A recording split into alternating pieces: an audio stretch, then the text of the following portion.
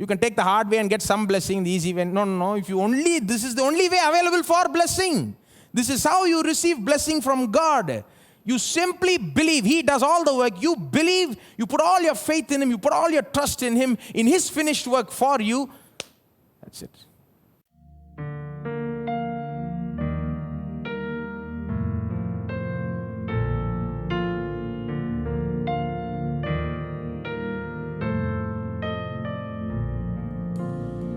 Morning dawns and evening fades.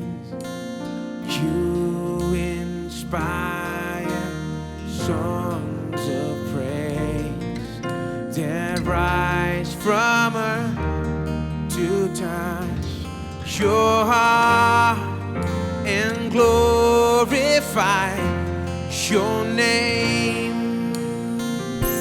Your name is a strong and mighty tower. Your name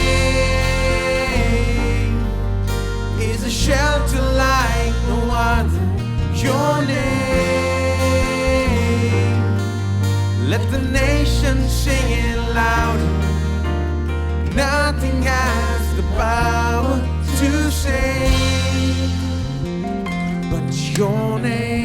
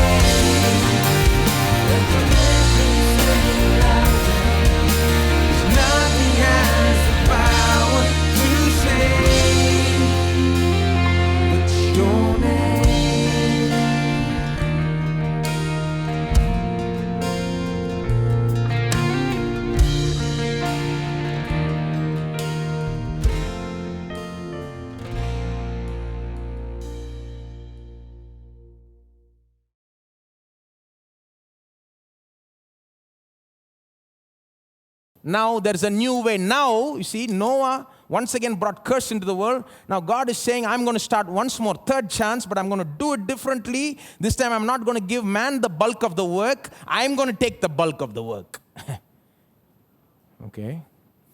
All Abraham has to do is believe. Faith. Have faith in the work that God is doing. Okay? Not faith in himself, faith in the work that God will see to it that Abraham is blessed. That's all. God will see to it that his name becomes great. God will see to it that blessing comes to all the earth through Abraham. No conditions. Do you see Abraham? Don't do this, don't do that. Do you see any of that here? Nothing. With Adam you saw it. With Noah also it's there. I didn't read it. Go read the rest of chapter 9. With Abraham, no condition. Okay? Unconditional. Abraham, there is hardly any work for Abraham. fellow going somewhere. God just calls him and says, come, I just come, believe me and come, I'll make you great. And Abraham believes and goes. This is the difference. See, this is how Abraham got his blessing. He got it so easily, my friend. That's the point here. He got it so easily. He didn't have to go do this and that. He didn't have to go, do all 10 commandments or this commandment and that commandment and abstain from doing this and that. No. Unconditional blessing. You come, you believe, you get blessed. Go. That's all. This is how Abraham got blessed. What am I trying to say? I'm trying to say this is how you and I can experience blessing today. So easily.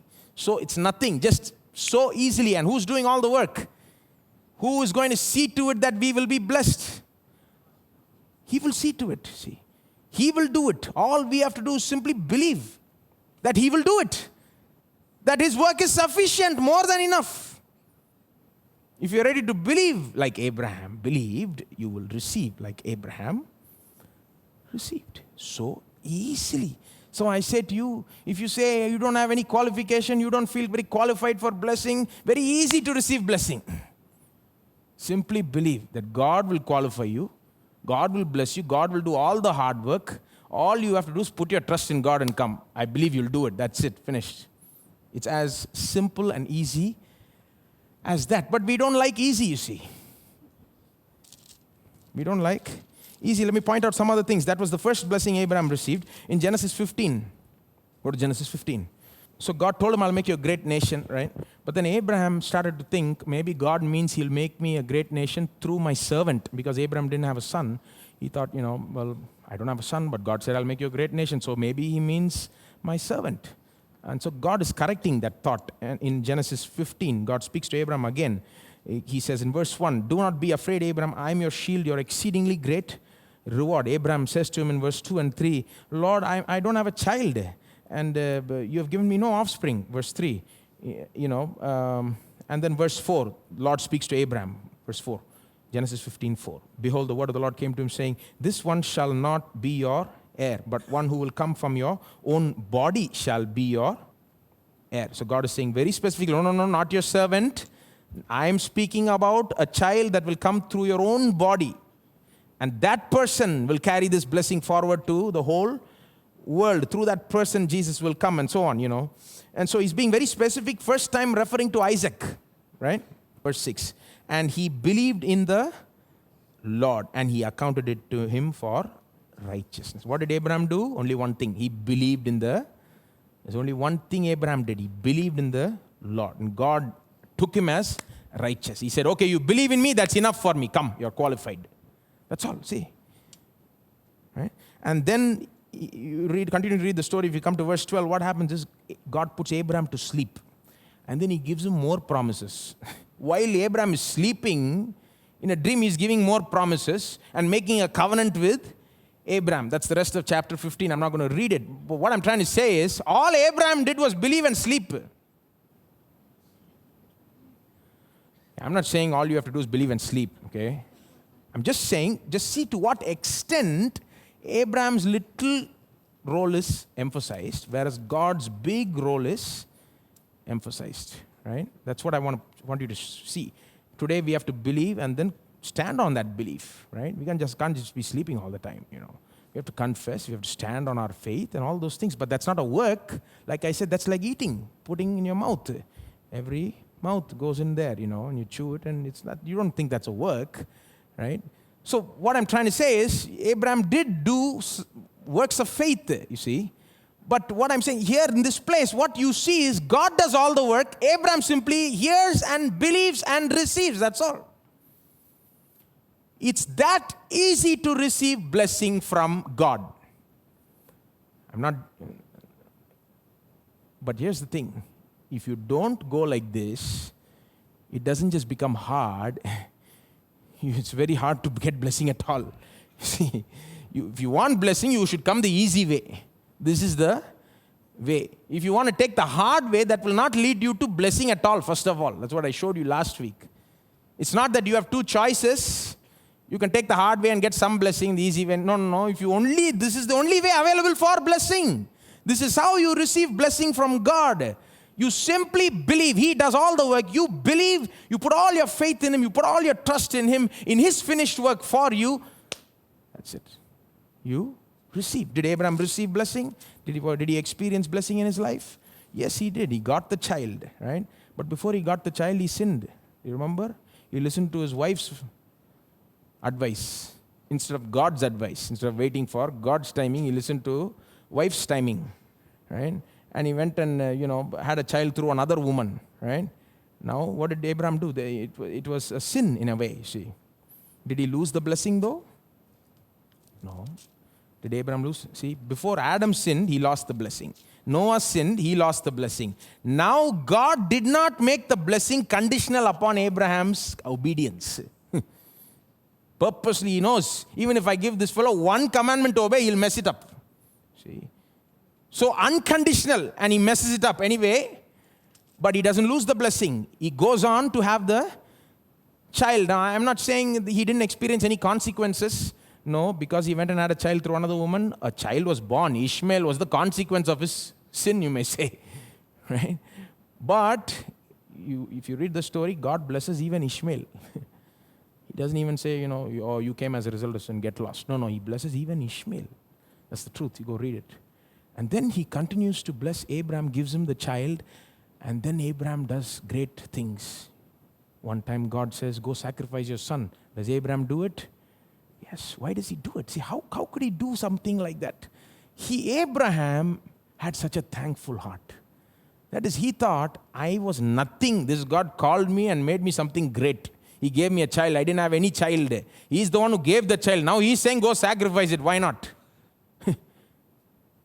See, he had such thankfulness, such a gratefulness that he didn't think it was. See, it's a very difficult thing to do. If God had said, go sacrifice yourself, at least that's good, better, But He said, go sacrifice your son.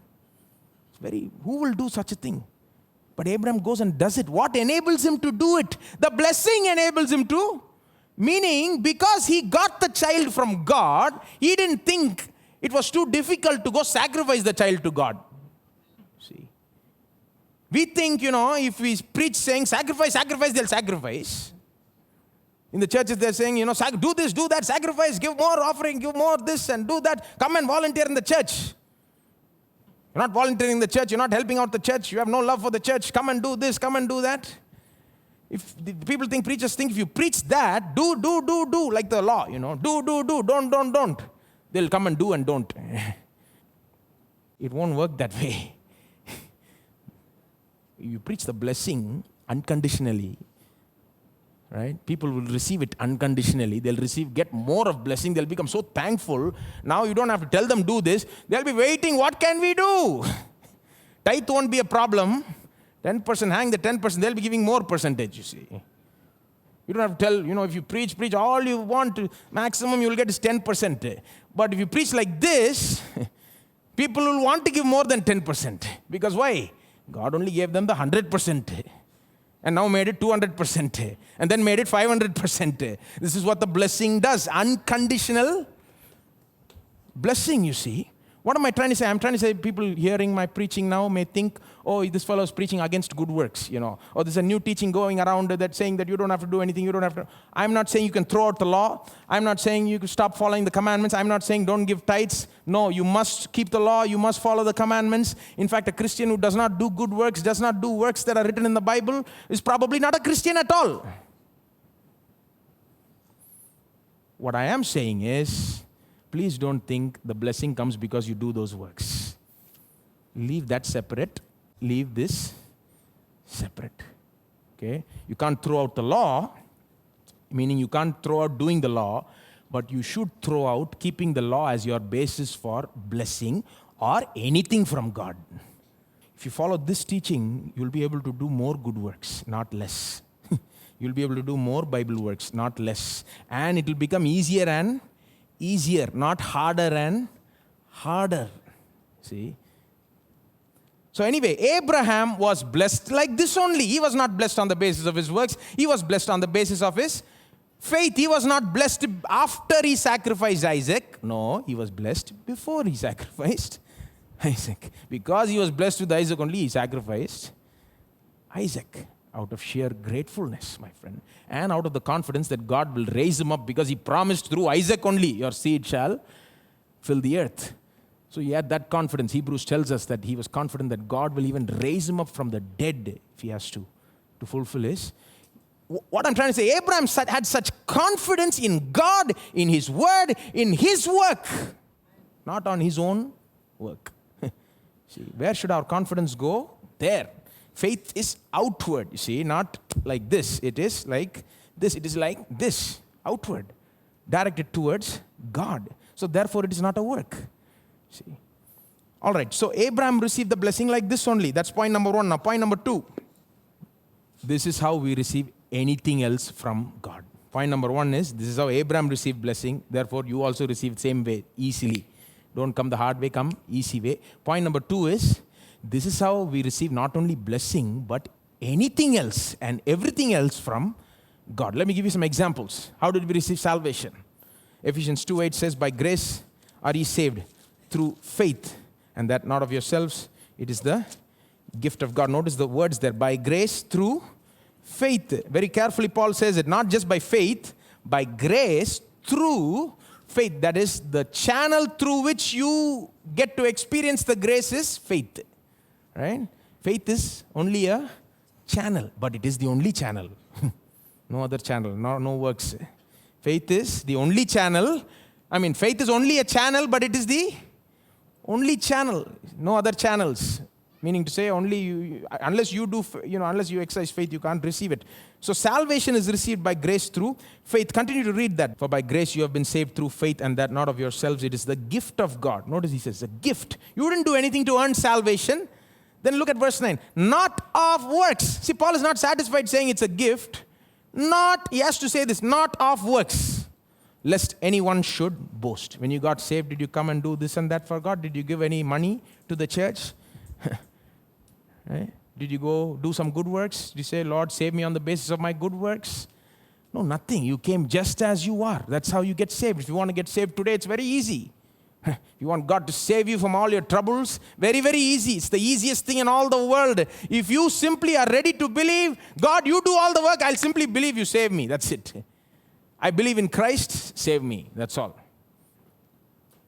So we didn't do any work to receive salvation. Now, if I give an example like this, people think, oh, well, you're talking about salvation. Yes, God does all the work in the beginning, but then doesn't He expect us to do the work after that? He begins us, right? He begins our faith, but we have to end the faith.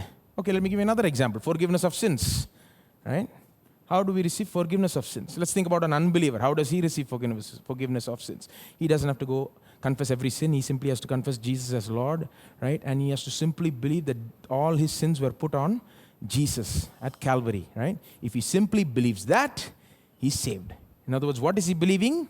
He's believing that Christ did everything for him. When he believes that, he receives forgiveness of sins. Now, once again, people listening to this example may think, well, you're talking about an unbeliever, but what about a believer? Okay, let's talk about a believer. How does he receive forgiveness of sins? When a believer sins, we are told in 1 John 1:9, if we confess our sins, he's faithful and just to forgive us. So some people say, well, when a believer sins, we have to confess, brother, only if we confess, God forgives. That is, we have to do some work. What is that work? Confessing. When we do that only, God forgives. Does God forgive just because we confess, my friend? Let's think about that. Does God forgive just because we confess? So people put a lot of emphasis on confession, right? Did you confess all the sins? Suppose somebody backslid, and then came back to God. They say, well, now God will not take you just like that. You have to confess all your sins. And then they say, oh, I have confessed. They say, did you confess everything? Did you forget anything? If you forgot anything, you're finished. So sit down and put point by point what all you sinned and confess every sin. So much attention on what happened to sins that they never even realized they did? Sometimes we sin without even realizing we are sinning. Do you know that? David says in one place in the Psalms, reveal to me my hidden sins. That is, I myself don't know, he's saying, please show me what I did wrong.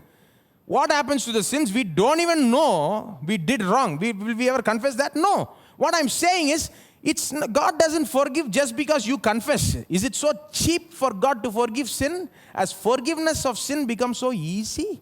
You just confess point by point and God says, okay, go, you're forgiven. Is it that easy? No, my friend. The reason God forgives is these sins that you just confessed, Jesus bore even those sins. If Jesus did not bear those sins, this confession is pointless, useless. It will not bring you anything. You can confess all you want, every little sin, and it won't bring you any forgiveness. If He did not bear every little sin on the cross, what brings you the forgiveness? His work, not your work. The confession is mainly for you. For you to know, even this sin that I just specified with my mouth was put on the cross. See, salvation, forgiveness of sins, going to heaven. What about the entrance ticket to go to heaven? See, did we do any work? Do we do any work to go to heaven? A lot of people think we do. They think God gets us saved, and after that we have to qualify for heaven. So you'll see some people say, are you ready? Are you ready? Are you ready for the coming of the Lord? Have you made yourself ready? You hear that those type of questions. Right? What they're trying to say is, you need to do something to get ready. Right? You need to do something to, where's the emphasis? You. They've forgotten about what He's done. Yeah, He did, but then you need, no, He's did, well, He's done, yeah, but we also need to, see? Is that how we enter heaven? No. He qualifies us to enter. Once He saves us and forgives our sin, He qualifies us. Automatically we are qualified to enter heaven. He will see to it that we end up there. Salvation, forgiveness of sins, going to heaven. Well, I gave you a list. Paul himself gives a list in Galatians chapter 3. Let me just point you to that. Galatians chapter 3. Not only blessing, this is how we receive anything from God. We don't receive anything on the basis of our works, on the basis of our obedience. We receive it on the basis of His grace and His grace alone, on the basis of His finished work for us alone, by faith, through faith alone. Galatians 3. From verse 8, Galatians 3 from verse 8 to 14 is talking about blessing, okay? But if you go before that, it's talking about other things. Let's look at verse 5. Verse 5, Galatians 3 verse 5. Therefore, He who supplies the Spirit to you and works miracles among you, does He do it by the works of the law or by the hearing of faith? Two things Paul says, Spirit and miracles. Let's look at miracles, okay? He who supplies and works miracles among you, does He do it by the works of the law or by the hearing of faith? So Paul is saying, how did God do miracles for you? How did you receive miracles? By the works of the law or by hearing with faith? Now what does that mean, hearing with faith? Hearing of faith, it says. Well, it simply means you heard something about what Christ did for you and you believed it. You put some faith in what you heard. And when you did that, you received, right? So Paul is saying, did you hear about Christ and His finished work and put faith and receive the miracle? Or did you go out and do the works of the law? Did you take the Old Testament and do all the commandments and thereby qualify for a miracle? If you go, sometimes in our country, I think, when a miracle happens, what is a miracle? Miracle is something very unusual, right? Something great happens unusually, right? Once in a while, you may say. So when something like that happens out in the world, people in our country sometimes say, oh, he must have done something good in a previous lifetime. That's a common concept, you see. If a miracle happened today, if something great and good happened to him, he must have deserved it. He must have done something way over there, maybe in a previous lifetime, because they don't know whether he did it in this lifetime, you see. They can't think, It doesn't appear as though he did it in this lifetime, so maybe he did it in some other lifetime. Wrong. Is that the way we should think? Let the world think like that, my friend. We know better. Paul is saying, did it happen because you went and did something good? Even if it was doing the commandments of the Lord? No, it happened because you heard about His grace. You heard about what Christ did for you. You believed in that. The miracle came. Right? How did Jesus do miracles? He did a lot of miracles. He healed a lot of people, right? He never refused anybody. You think all the people He healed were perfect people, doing all the works of the law and the commandments? No, there were some very Pharisaical people, and they must have done a lot of the commandments. They came to Jesus. But there were also some very ordinary people, right? Lepers and people who didn't know anything, very ordinary, just downtrodden, lowest socioeconomic status in society, and they even came to Jesus, and Jesus heals even them, right? In those days, there was no Bible even. Most of them probably never even knew about works of the law. They might have known one or two, that's it. They might have not even known the 10 commandments, much less do them, you see. What am I trying to say? They never received miracles on the basis of their obedience. They came to Jesus with faith. What faith? Faith in Him. He is good. He is powerful. That man there, Jesus, He heals everybody that goes to. They've heard the stories going around. He healed that person over there. He healed this person over here. So if I go to Him, He will surely heal me. I will not come back without getting healed. They just simply go with simple faith in what He can do, right? Not in what they have done. Let's clap our hands. Remind ourselves about who we are. I know who I am. I know who I am. I know who I am. I am yours. I am yours.